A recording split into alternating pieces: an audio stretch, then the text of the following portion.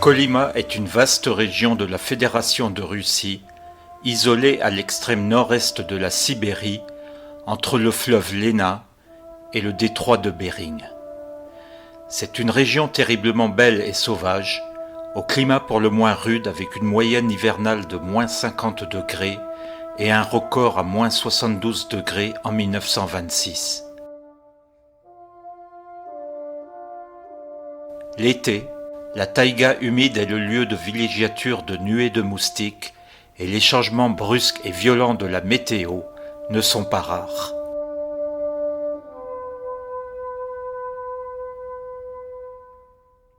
Ce territoire était traditionnellement habité par le peuple évène, nomade et éleveur de rennes, dont le mode de vie ancestral peine à se faire une place dans nos sociétés contemporaines autrement que par le folklore.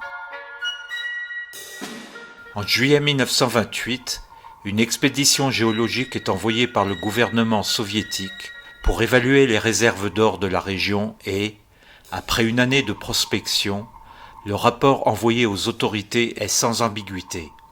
La Kolyma est un coffre-fort. Ça tombe bien car l'URSS peine à financer son industrialisation, une industrialisation à marche forcée voulue par Staline et qui coûte une fortune pour acquérir à l'étranger les technologies nécessaires. Cependant, il n'a échappé à personne que l'extraction de cet or aux confins de l'Empire soviétique est pour le moins problématique car, outre les conditions climatiques extrêmes, il n'y a ni ville, ni port, ni route. Mais le petit père des peuples n'en a cure, il veut cet or, et il va l'avoir, grâce au travail forcé mis en œuvre par le goulag récemment créé. Rappelons que le goulag est une monstrueuse machine à broyer les hommes, chargée de faire tourner l'économie du pays en utilisant le travail forcé des prisonniers, droit commun et politique. L'homme désigné pour mettre en valeur la Kolyma possède une solide expérience du système répressif soviétique. Il a pour nom Édouard Berzine, il a 38 ans, marié, 2 enfants. Le 4 février 1932, Édouard, accompagné de son état-major et d'une centaine de prisonniers, débarque sur cette plage de la baie de Nagaïevo en provenance de Vladivostok. Et l'histoire tragique, désespérément tragique de la Kolyma commence. La tâche est immense et nécessite une main-d'œuvre considérable qui est acheminée en wagons de marchandises depuis tous les coins de l'URSS jusqu'à Vladivostok, puis transbordée pour une traversée de 5 à 10 jours sur des cargos dont les cales ont été transformées en prisons sordides. Michel Solomon, un journaliste condamné, pénètre dans la cale d'un tel navire et décrit la scène qu'il découvre. Plus de 2000 femmes étaient entassées dans cette immense cale à l'aspect caverneux. Elles étaient enfermées à l'intérieur de cages ouvertes, empilées les unes sur les autres comme dans un gigantesque poulailler. En cette première année 1932, 16 000 prisonniers ont été déportés à la Kolyma et 62% d'entre eux n'ont pas survécu. Un taux de mortalité de 62%. Le chiffre est terrible et Édouard Berzine va s'employer à le faire baisser, non par humanisme, il n'est pas là pour ça, mais pour remplir ses plans de production. L'abattage du bois est la toute première activité des prisonniers, car il faut tout construire. Il faut construire les premières baraques, les premiers ponts, les premières palissades et les premiers miradors. Il faut construire le premier débarcadère, le débarcadère de l'enfer qui existe toujours, témoin silencieux de la tragédie. Les déportés bâtissent la ville de Magadan. Des usines et des ateliers, des centrales à charbon qui fournissent l'électricité et le chauffage, des bâtiments administratifs, des hôpitaux, des écoles sortent de terre.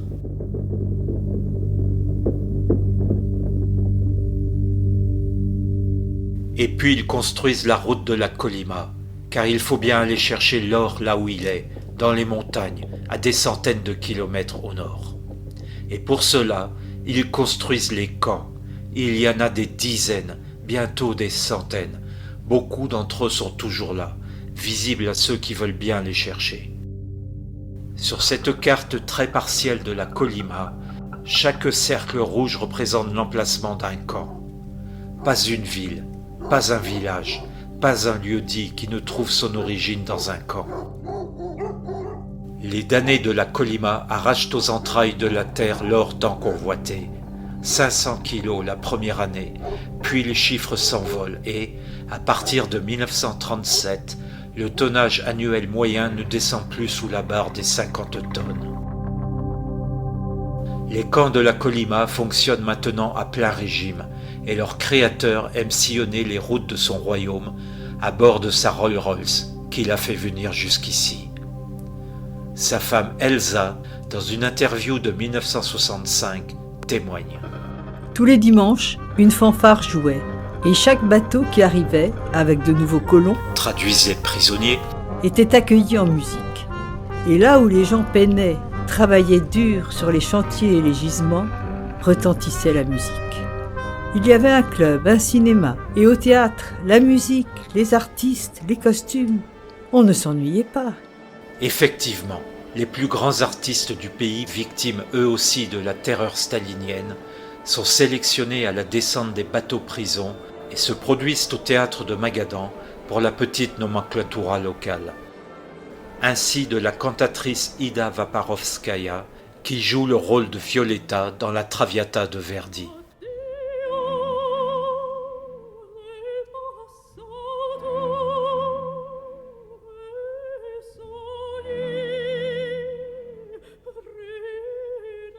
Après la représentation, les artistes regagnent le camp de Magadan. Alors oui, la vie est belle à la Kolyma pour Madame Elsa Berzin. Mais les survivants, par leurs dessins, leurs peintures, leurs écrits témoignent. L'un d'eux, Varlam Shalamov, 10 années de camp et 6 ans de relégation, total 16 ans à la Kolyma, témoigne. Au camp, pour qu'un homme jeune et en pleine santé qui commençait sa carrière au front de taille, en hiver, à l'air pur, se transforme en crevard, il suffisait de 20 à 30 jours de travail, avec des horaires quotidiens de 16 heures, 100 jours de repos, une faim constante, des habits en lambeaux et des nuits passées sous une tente en grosse toile, déchirée par un froid de moins 60 degrés à l'extérieur. Il y avait en plus les coups. Ces mots sont extraits du livre de Shalamov, Les récits de la Kolyma, qui compte parmi les chefs-d'œuvre de la littérature russe du XXe siècle.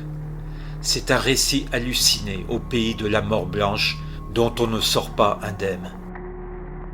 À chaque page, l'auteur décline le non-droit, la déshumanisation, la violence et l'arbitraire mis en œuvre par des gardiens, plus bourreaux que gardiens, sadiques, pervers et sans morale. Extrait. Les muscles de nos bras et de nos jambes se sont depuis longtemps transformés en fines cordelettes, en minces ficelles. Ou encore. Après une marche de 500 km, sur une colonne de 500 personnes, 30 à 40 hommes arrivaient à Yagodnoye.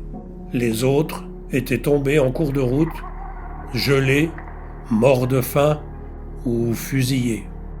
Dans ces conditions, la seule chance de sauver sa peau est de travailler dans un service administratif, dans une usine, dans une troupe d'artistes, ou alors l'admission à l'hôpital à l'état de crevard. L'hospitalisation fut la survie de Varlam Shalamov qui, arrivé mourant, deviendra aide-soignant à l'hôpital de Debine, où sa chambre a été conservée.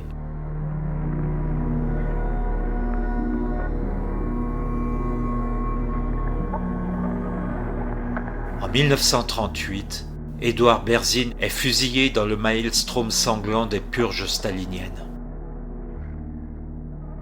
L'un de ses successeurs, Ivan Nikishov, va maintenant écrire le chapitre de la Seconde Guerre mondiale à la Kolyma. Après l'invasion de l'URSS par les nazis en juin 1941, les soviétiques obtiennent des États-Unis une ligne de crédit qui, par l'envoi massif de matériel de guerre américain, soutient l'effort de l'armée rouge sur le front de l'Est. Le prêt est en partie financé par l'or de la Kolyma, Et ce sont les fameux Liberty Ships, construits en série aux États-Unis, qui livrent le matériel à Vladivostok. Certains d'entre eux font le voyage à Magadan. C'est dans ce contexte qu'en mai 1944, le vice-président américain Henry Wallace entame une tournée en Asie orientale au nom du président Roosevelt. Au cours d'une escale à Magadan, il est chaleureusement accueilli par le directeur de la Kolyma, Ivan Nikishov. Sur cette photo, on distingue à l'arrière-plan un navire. C'est un Liberty Ship, un bateau de la liberté. Dans les quelques lieux que visite Wallace, les fils de fer barbelés et les miradors ont été démontés, les prisonniers au corps émacié ont été enfermés dans les baraquements et remplacés sur les lieux de travail par des gardiens bien nourris, comme sur cette photo. Henry Wallace témoigne dans le livre qu'il publie en 1946. Les mineurs de la Kolyma sont de solides gaillards qui viennent de Russie européenne. Au théâtre de Magadan, une soirée de gala est organisée en l'honneur de Wallace. Exceptionnel, selon ses propres mots. Exceptionnel est en effet le qualificatif qui convient, car ce jour-là, la ballerine du Bolchoï de Moscou, Nina Gamilton, se produit sur le lac des Cygnes.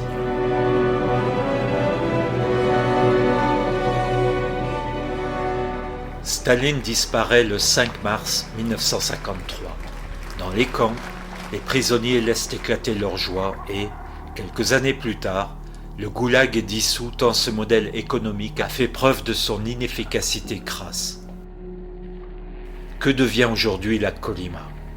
L'activité aurifère extrait 20 à 30 tonnes d'or chaque année, qui génère 80% des revenus de l'économie régionale. Mais c'est une région durablement marquée par la chute de l'URSS en 1991.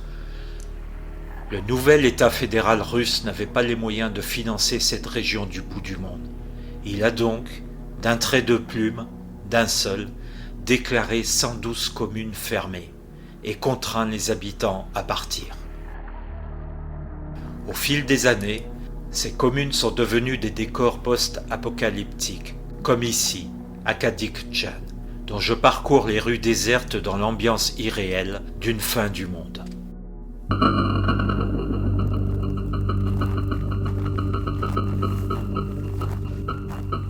Les nuages bas s'accrochent au relief et une tristesse infinie suinte de la terre de la Kolyma.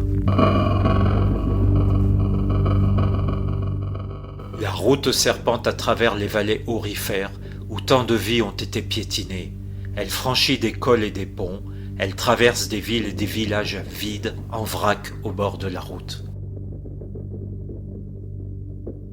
La Kolyma est le royaume de la déglingue, un décor chaotique de décombres et de carcasses rouillées. Le vent se lève sur la taïga, comme une rumeur des souffrances passées.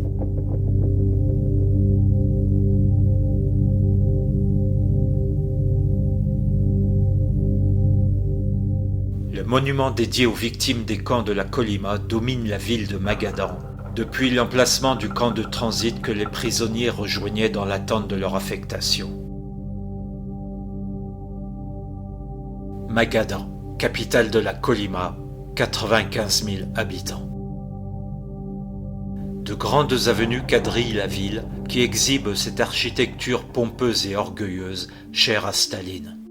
L'avenue Lénine, forcément. L'avenue Félix Dzerzhinsky, le fondateur de la sinistre Tchéka, la première police soviétique et même, devant la mairie, le buste d'Édouard Berzine, le créateur du plus vaste ensemble concentrationnaire soviétique. Mais il n'y a pas d'avenue, ni de rue pour Varlam Chalamov, pour Eugénia Gainsbourg, une autre grande figure de la Kolyma, ni pour Sergueï Korolev, qui purge sa peine au fond d'une mine d'où il est récupéré in extremis, devient le père du programme spatial soviétique et envoie dans l'espace le premier satellite, Spoutnik, et le premier homme, Gagarine.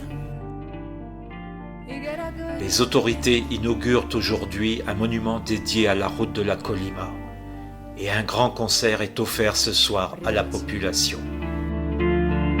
вы все врете. И гора говорит нет.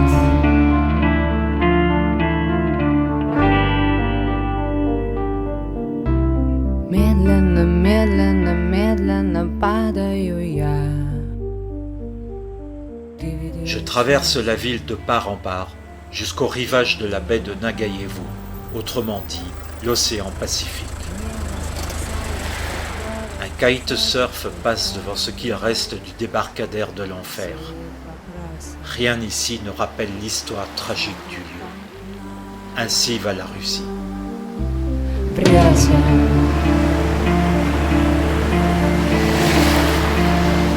Вы все врете. И гора говорит нет.